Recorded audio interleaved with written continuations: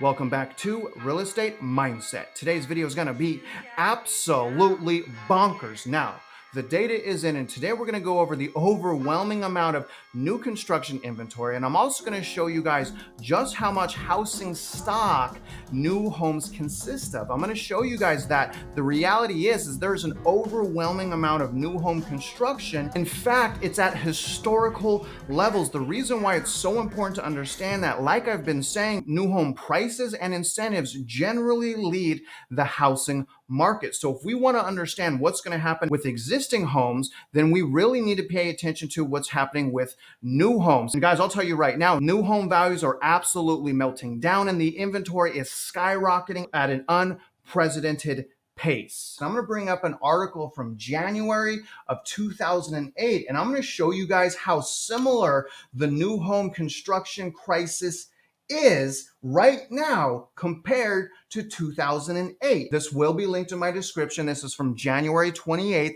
2008. The title is New Home Sales Biggest Drop Ever. Biggest drop ever. With prices for the month off sharply from a year earlier. Right now, you guys, I'm going to show you that median sales price for new homes is down by over 16%.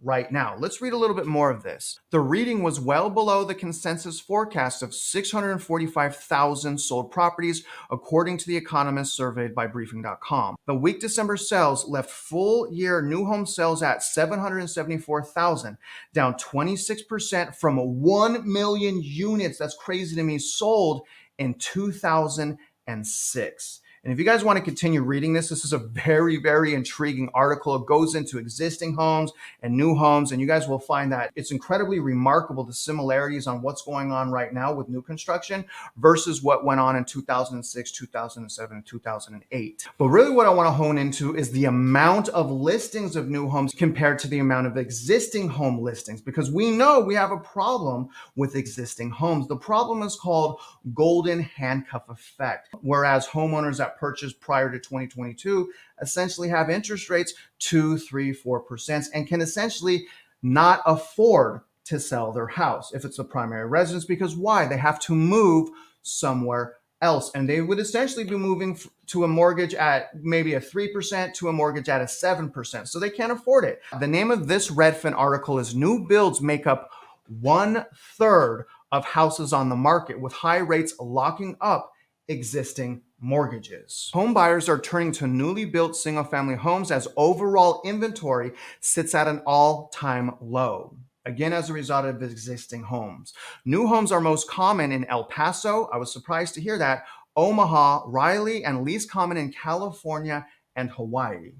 Sorry, San Diego. Newly built homes made up 1/3 or 31.4% of U.S. single-family homes on the market in the second quarter of this year. You guys, some pizza delivery realtor made a video about me and said I was crazy because the housing stock for new homes only accounts for 1.6% of the inventory. These glorified pizza man realtors are absolutely brain dead, and in my opinion should be locked up in jail because they know that they're giving consumers misinformation to go get them to go buy an overpriced house. They don't understand the pain and tragedy that can cause for families. I know that because it happened to me. Going into this chart, which is the share of U.S. single-family homes on the market that were newly built Q2 of 2023. Now, this absolutely brain-dead hack of a realtor said the housing stock was only less than 2%. But if we go back into history, we can see that even going back to the year of 2000, housing stock for new homes was 14.4%.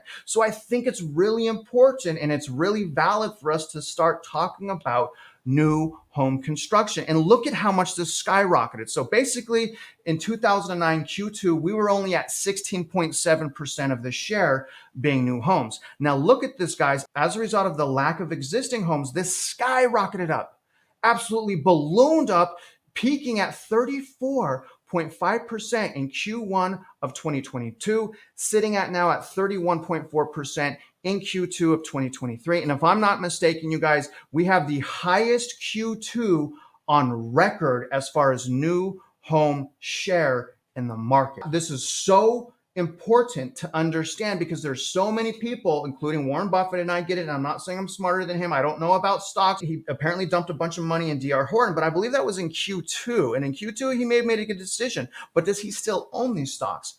I don't know, but I can tell you right now, there's a lot more inventory than what you guys think when it comes to new homes. There's another thing I want to show you guys. This is new privately owned housing units under construction that are essentially apartment complexes. Now, I'm bringing this up to you guys because one of the catalysts I believe that's going to help cause price decline, whether it's new homes or existing homes, is investors are going to get hurt.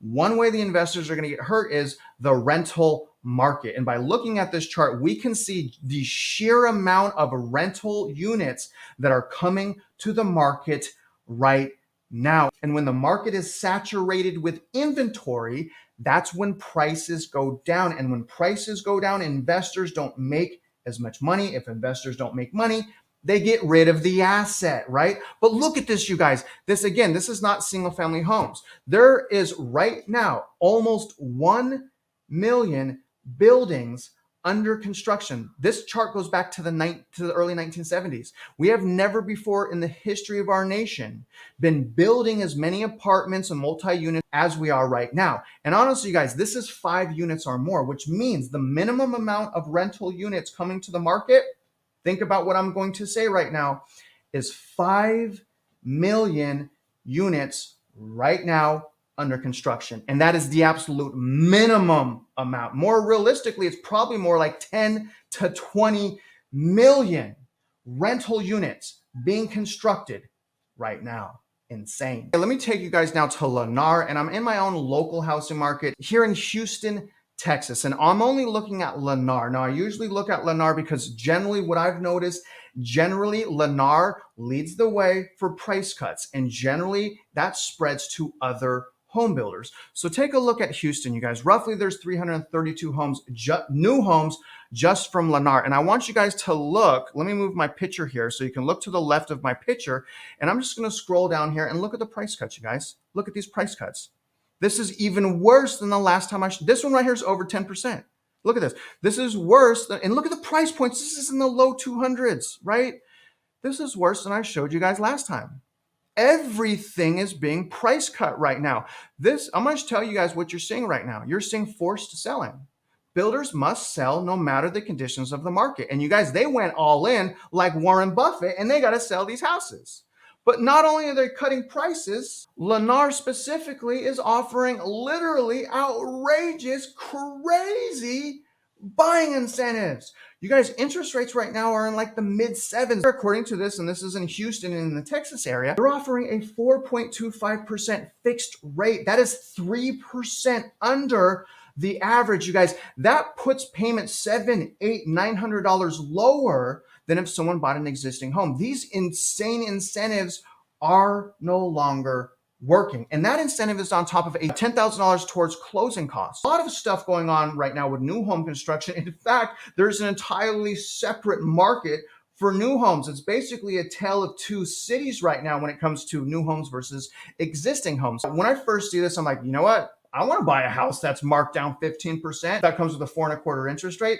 But one thing that we need to make sure that we are careful of if we are considering buying a new home is how many issues the recent home buyers are having. And I'm not just talking about quality of construction.